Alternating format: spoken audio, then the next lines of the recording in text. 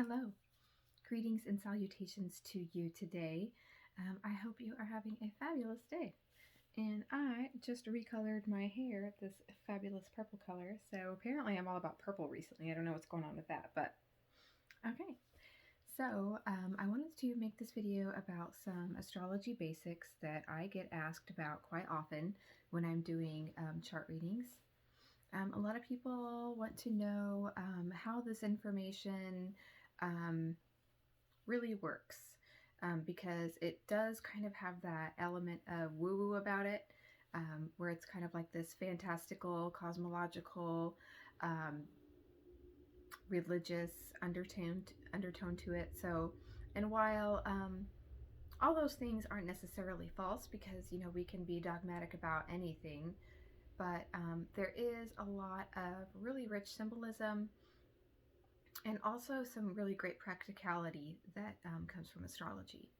So I hope to discuss some of those things, and I'm also going to discuss the 7 classical planets, the modes that they operate under, and the natures of the planets and the signs.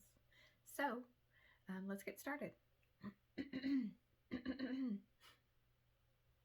So we have 7 classical planets in ancient astrology and 10 planets in modern astrology.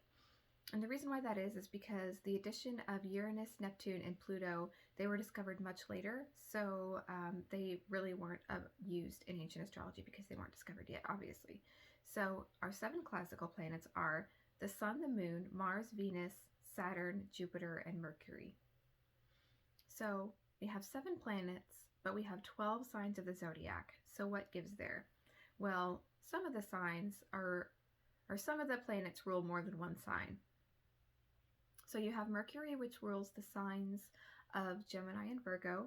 You have Venus, which rules the signs of Taurus and Libra, and Jupiter, which rules the signs of Sagittarius and Pisces. Now, a lot of what astrology works and how it works under is the principle of syncretism and reception. So syncretism says that regardless of the principle, because we all believe in the fundamental principles of the universe, like drive and receptivity, light, dark, good, bad. We live in a very dualistic universe, so we have up, down, high, low. Like I said, yin, yang, masculine, feminine. All of these very polarized and dualistic principles that operate in our universe we are aware of and we interact with, but how we describe them and how we relate to them are completely different based on our cultural upbringing and the heritage that we have with the world around us and how we interact with it naturally, and also with how we have been programmed to interact with it through our upbringing, our family heritage and beliefs and things like that. But receptivity is also about the way that the planets interact together based on their natures and their qualities and their placements. So they each have their naturally designated characteristics, natures, and modes. And then when they're interacting with each other, we are looking at those said designated characteristics, natures, and modes, and how they are receiving each other in someone's chart. And so the relationship that they play all with each other, it's kind of like Shakespeare's quote, "All the world's a stage," and humans are basically playing the part. So something, I'm sorry, butchered that, Mercury retrograde, but yeah, so that's kind of how I see it. There's like this play going on in the sky, which is our natal chart, and we're looking at it and we're seeing this interaction and this play, this dynamic, this drama that's happening between the energies, and how receptive they are to each other and how that impacts our life, our personality, our just so many things. So let's get into it before I drivel us into somewhere that is way off topic. So like I said, the seven classical planets, the Sun, the Moon, Mars, Venus, Saturn, Jupiter, Mercury. So they have their day aspect and their night aspect. because some of the planets rule more than one sign, and also because they want to express the it's just another further continuation of the idea of the polarity of our universe. So you have these dualistic principles that are opposite in nature, but are still fundamentally going for the same thing, but they just have different ways of going about it. Like force is always trying to move forward, and receptivity is always trying to receive. But the whole point that they exist is to create life or to destroy.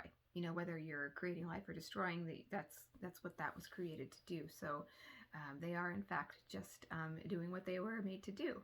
So with the day and night aspect, we have the signs, the 12 signs of the zodiac, and then we have the modalities. So we'll talk about the modalities of cardinal, fixed, and mutable. But first, let's talk about when we're looking at a chart, there are 4 quadrants in a chart, and these principles, these modes, these cardinal, fixed, and mutable are repeating in their own little trilogy around the chart 4 times. So with each quadrant, you have one of each of these cardinal, fixed, and mutable signs. And so the cardinal energy is it's the igniting energy. It's the initiating energy. It's the principle of masculine, and it's the principle of force, because you need that. You need force in order to be able to get something started. You need kind of that that combustion, like that bang, like the Big Bang Theory, like something had to start. Like something had to start in order for something to happen. So that is the cardinal energy. And then you have the fixed energy, which is the solid and immovable energy. The fixed is of the earth element. It is, solid like the earth. It is immovable. It is grounded. So the fixed energy, they are your maintainers. They are the structure that a building is built upon, that's going to hold and maintain the structure. So that is the fixed energy. And then you have the mutable energy, which is the transitional energy. So we have our beginning, our middle, and our end, but our end isn't just end. It is a process, because endings are always, you've heard the beginning of the end. It is, this thing that has to play out before the end happens, but there is this transformation, this transfiguration that's happening in the process. Sorry, I'm such a Gemini, I talk with my hands. So, so we have the modalities, and then we have the masculine and the feminine principles as well. So we have our masculine signs and our feminine signs. Excuse me.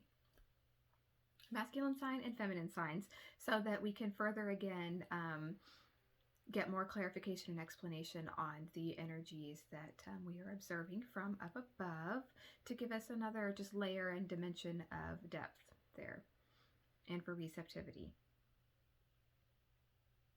Now, next we have the natures of the planets and the signs. So because we have earth, air, fire, and water, they all have different natures. So the nature of fire, of course, is hot and dry. The nature of air is hot and moist, I believe. The nature of earth is cold and dry, I believe. And then the nature of water, of course, is cold and moist, yes. So we start with the 2 natures. We start with the hot and cold principle, and then the dry and moist principle. And then out of that springs up 4 more principles with the dry, moist, the hot, dry, hot, moist, cold, dry. And so that further is a breakdown of receptivity, and how we are further looking for the interaction of the planets there and the signs with each other.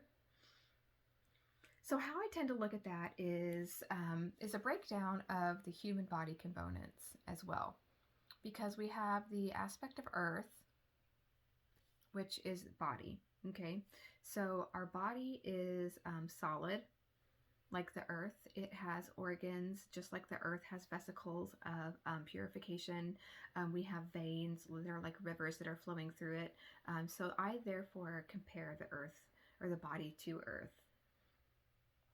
We have the air elementals, which are representative and embodiment of thought, intellect of the mind. The mind makes up some of the personality as well as our mental viewpoint and shapes the world we see and therefore our presence and how we show up in the world. In youth, we begin to learn to access our brain's capabilities. In the formative years of our lives, we typically have higher access to creativity and expansion. The ability of the mind to change directions like the wind is an analogy that I like to use frequently because of that principle of rapid change, and it can be dynamic and gale force at 1 second and then completely still and silent at the next minute. So if that kind of gives you a little bit of the symbological representation of air. And then we have the fire elemental, which is the representation of passion and drive. The symbolism of fire is the raging and burning like our desires that we feel when we are in love or in lust. The feeling of ambition and conquest fall under the fire quality, as they can be all-consuming like an inferno and completely unstoppable. So that's why the principle of fire is also associated with the masculine principle and the principle of force, because they are the more ambitious, the more outward, the more the driving principles of creation.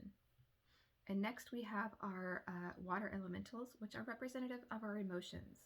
I like to use the analogy of the looking pool quite a bit when I'm talking about the representation of water and emotions, because we can look into reflecting pools, which are made of water, which can either be shallow or deep. And we are also looking at a reflection. So our emotions are a reflection of how we are feeling on the inside. When we are experiencing emotion, we are experiencing a moment of truth for ourselves. When we are angry or when we are sad or when we are happy, that is our truth at that moment. And the embodiment of water and the ability of to look at water and the analogy there of when it is still and then something happens and that water is disturbed, the ripple effect. So with our emotions, when we become emotionally disturbed or even happy, it has a ripple effect. When you're happy and full of gratitude and things like that, it changes your mindset, and therefore your perception of the world changes as well. And the same goes for when you're sad and upset. If you are only able to focus on things you're upset about or the things that are hurting you, then your viewpoint of the changes to a very kind of negative and hostile place. But those are the 4 elemental representations of the signs and the planets and how they are receptive in nature and receive each other. And then I can't think of anything else that I need to add, but I hope this has been informative, and please interact with me if you feel like you need to. Thank you so much for watching. I have a Facebook, I have an Instagram. I try to be active on there as much as I can. You know how life is, and it's a pandemic, so sometimes I have some free time, and I just bust these videos out, but other times not so much. So once again, thanks for watching. Leave me a comment, share if you want. See you soon.